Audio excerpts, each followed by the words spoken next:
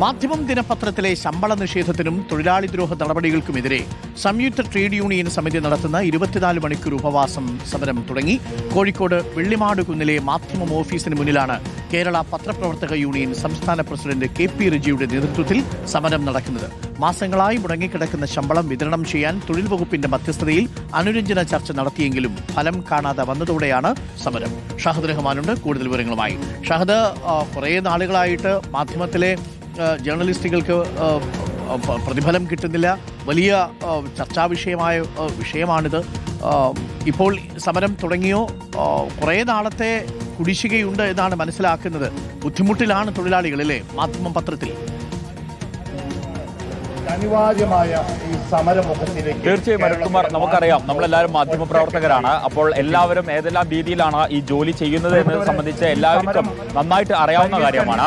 അതിനിടയിലാണ് മാധ്യമ ദിനപത്രത്തിലെ ജീവനക്കാർക്ക്, നമ്മുടെ സഹപ്രവർത്തകർക്ക് ഇത്തരത്തിൽ ശമ്പളം മുടങ്ങിയിട്ട്, അതായത് തുടർച്ചയായി ശമ്പളം മുടങ്ങിയിട്ട് ഏകദേശം 5 മാസം പിന്നിടുകയാണ്. അതിനു മുൻപ് പല ഘട്ടങ്ങളിലായിട്ട് ശമ്പളം മുടങ്ങിയിട്ടുണ്ടായിരുന്നു. എന്നാൽ പല ഘട്ടങ്ങളിൽ മാനേജ്മെന്റുമായി ചർച്ചകൾ നടത്തി. പക്ഷേ അതൊന്നും തന്നെ നിലവിലെ സാഹചര്യത്തിൽ ഒരു പോസിറ്റീവ് റിസൾട്ടിലേക്ക് വന്നിട്ടില്ല.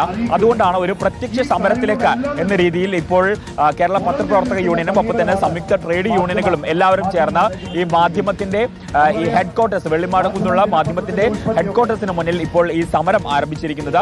ഇപ്പോൾ നമുക്ക് ഈ പത്രപ്രവർത്തക യൂണിയൻ സംസ്ഥാന നേതാക്കളൊക്കെ തന്നെ നമുക്കൊപ്പം ചേരുകയാണ്.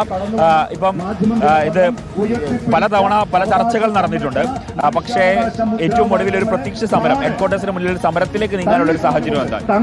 സുദീർഘമായ ആഭ്യന്തരമായ ജീവനക്കാർ സ്ഥാപനത്തിനുള്ളിൽ നടത്തിയ സുദീർഘമായ സമരങ്ങളോടും വിവിധ തലങ്ങളിൽ നടന്ന ചർച്ചകളോടും ഏറ്റവും ഒടുവിൽ ലേബർ കമ്മീഷനിൽ നടന്ന ചർച്ചകളോടും മാനേജ്മെന്റ് മുഖം തിരിഞ്ഞു നിൽക്കുന്ന സാഹചര്യത്തിലാണ് ഇത്തരം ഒരു പ്രത്യക്ഷ സമര പരിപാടികൾക്ക് പത്രപ്രവർത്തക യൂണിയൻ നിർബന്ധിതമാവുന്നത്. കാരണം ഇപ്പോൾ ശമ്പള കുടിശ്ശിക ഏതാണ്ട് 5 മാസം പിന്നിട്ടിരിക്കുകയാണ്. ഇപ്പോൾ നിലവിൽ ഏതാനും ദിവസങ്ങൾക്കുള്ളത് 6-ാം മാസത്തിലേക്ക് കടക്കുന്ന സാഹചര്യമാണുള്ളത്. ഇതിനിടയിൽ പരിഹാരത്തിനുള്ള എല്ലാ വഴികൾക്കും തരും.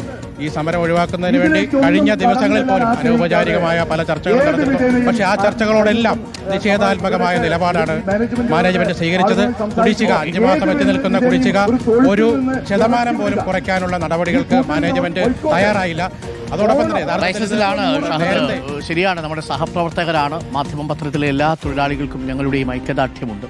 എന്ത് ചെയ്യാൻ, കുടിശ്ശിക ഇടുന്നു എന്നുള്ളത് മാനേജ്മെന്റിന് സാമ്പത്തിക ബുദ്ധിമുട്ടുണ്ടെന്ന് മാനേജ്മെന്റ് പറയുന്നു. വലിയ സങ്കടമാണ്. ഏതൊരു മാധ്യമവും അടഞ്ഞു പോകുമ്പോൾ ആ മാധ്യമപ്രവർത്തകർക്ക് ബുദ്ധിമുട്ടുണ്ടാകുമ്പോൾ അത് നമ്മുടെ കൂടി ഒരു സങ്കടമായി മാറുകയാണ്.